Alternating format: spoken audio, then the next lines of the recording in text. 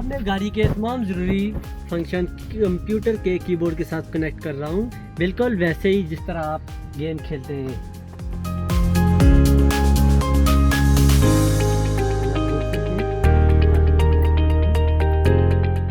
अब ये कंप्यूटर का कीबोर्ड गाड़ी के साथ कनेक्ट हो गया है। अब गाड़ी चलने के लिए रेडी है। अब मैं गाड़ी को कंप्यूटर के कीबोर्ड से सबसे पहले स्टार्ट कर लेता हूँ। गाड़ी स्टार्ट होगी। अब इसकी में जो एक्सेलरेटर है उसको ज़्यादा कर रहा हूँ।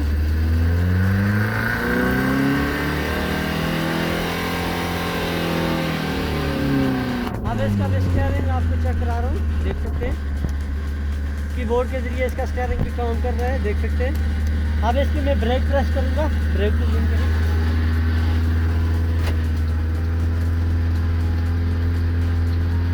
अब इसका मैं क्लच प्रेस करूँगा, इसका स्टीयरिंग आप देखें। अब इसके इंडिकेटर,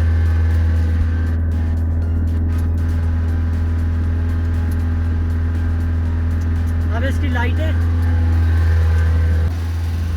अब मैं गाड़ी को कीबोर्ड के ज़रिए चलाने लगा हूँ। ये आप देख सकते हैं कीबोर्ड के ज़रिए गाड़ी चल रही है।